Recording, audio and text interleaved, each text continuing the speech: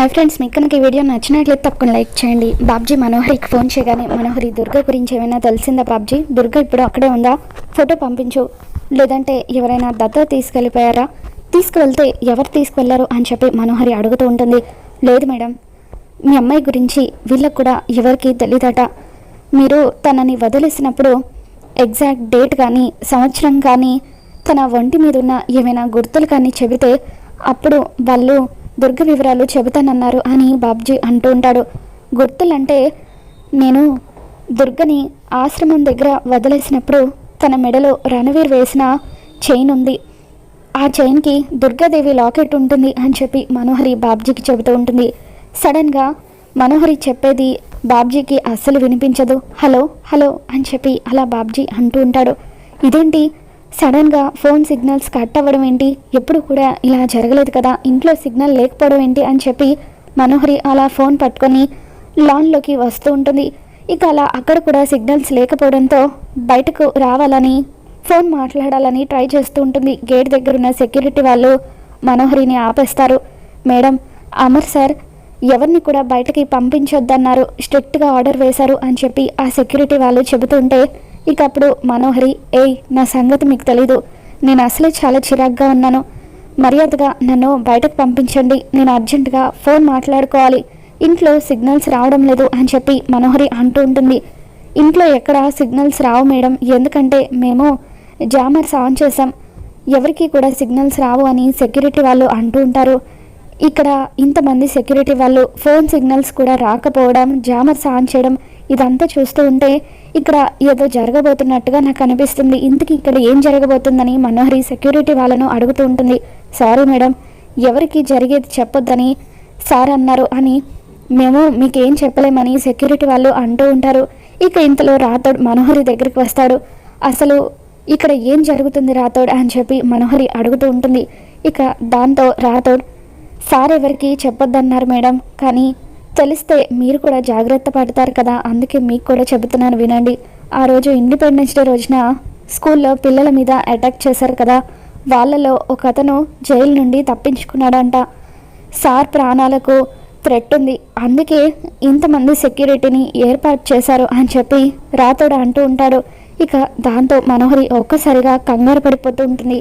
మరోపక్క అమర్ అంజలి గురించి ఆలోచిస్తూ ఉంటాడు. ఇక అంజలి అనాథన్న విషయాన్ని గుర్తు చేసుకొని అమర్ గదిలోకి వెళ్ళి ఒంటరిగా కూర్చొని బాధపడిపోతూ ఉంటాడు.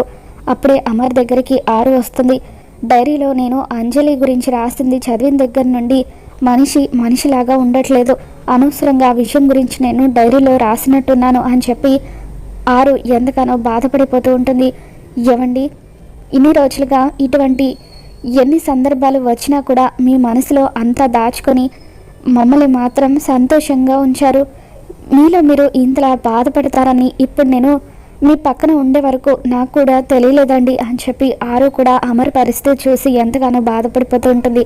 తర్వాత అమర్ కబోర్డ్లో నుండి చిన్నప్పుడు తన కూతురు దుర్గ మెడలో రణవీర్ వేసిన గొలుసుని చేత పట్టుకొని చూస్తూ ఉంటాడు. ఇది చిన్నప్పుడు అంజు మెడలో ఉండేది కదా, ఇది ఇప్పుడు ఎందుకు ఈయన కబోర్డ్లో నుండి తీశారు అని చెప్పి ఆరు ఆలోచిస్తూ ఉంటుంది.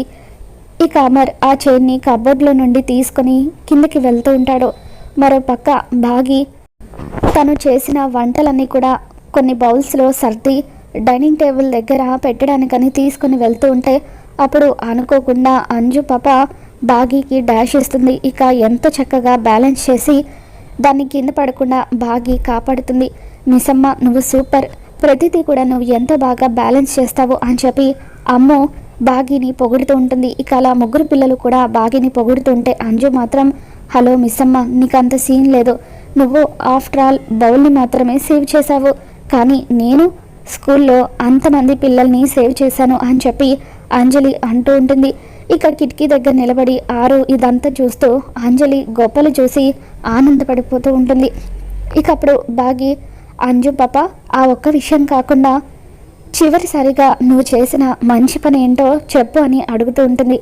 దాంతో అంజు ఆలోచిస్తూ ఉంటే, అంతగా ఆలోచించాల్సిన అవసరం లేదు, నువ్వు చేసిన మంచి పని ఏమీ లేదులే అని బాగి అంటూ ఉంటుంది. దాంతో ఇంట్లో అందరూ కూడా నవ్వుతూ ఉంటారు.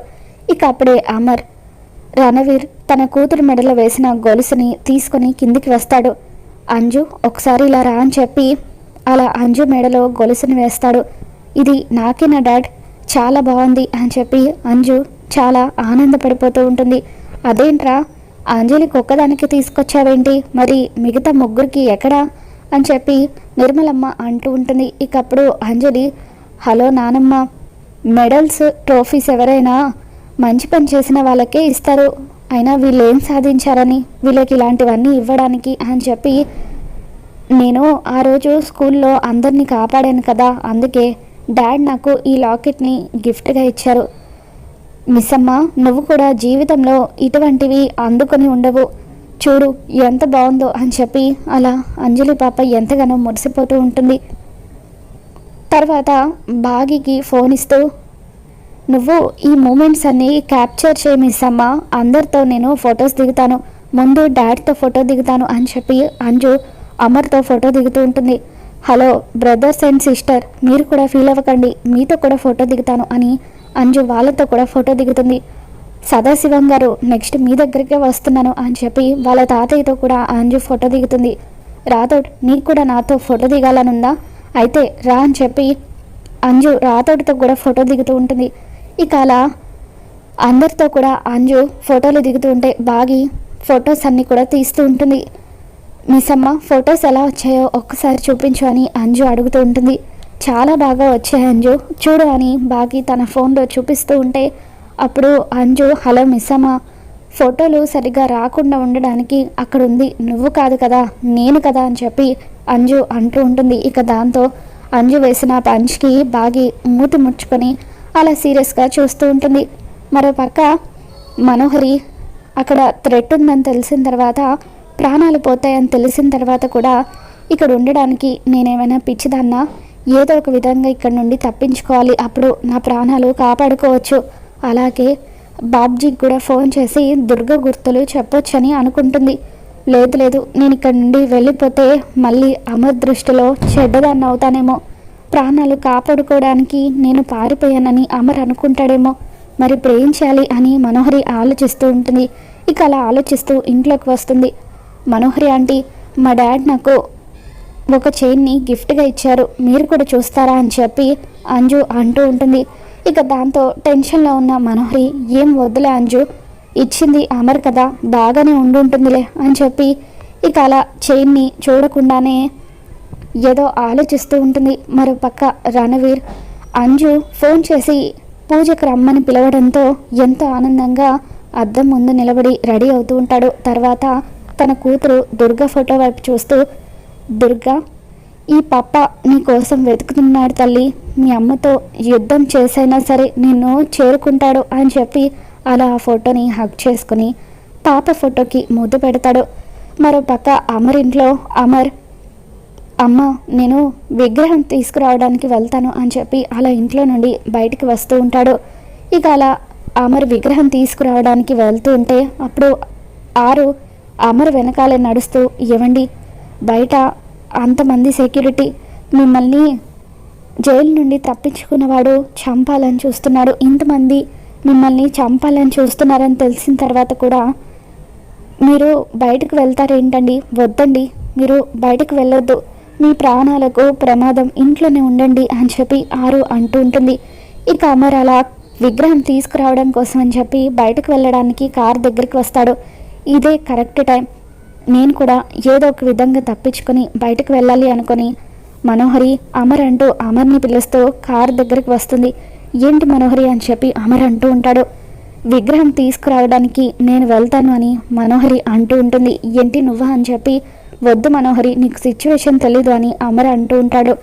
లేదు అమర్, ఇక్కడ ఏం జరుగుతుందో అంతా కూడా నాకు తెలుసు, విగ్రహం తీసుకురావడానికి నేను వెళ్తాను అని చెప్పి, ఎందుకు అంతలా ఆలోచిస్తున్నావు, నేను మీ ఫ్యామిలీ మెంబర్ని కాదు కాబట్టే కదా నువ్వు నన్ను పంపించడానికి ఇంతలా ఆలోచిస్తున్నావు అని చెప్పి మనోహరి అంటూ ఉంటే, అదేం లేదు మనోహరి అని చెప్పి అమర్ అంటూ ఉంటాడు. మరైతే విగ్రహం తీసుకురావడానికి నేను వెళ్తాను అని చెప్పి మనోహరి అంటూ ఉంటుంది. మరి రాబోతున్న ఎపిసోడ్లో ఏం జరగబోతుందో మళ్ళీ మన ఛానల్లో తెలుసుకుందాం. మీకు ఈ వీడియో నచ్చినట్లయితే తప్పకుండా లైక్ చేయండి. Thanks for watching.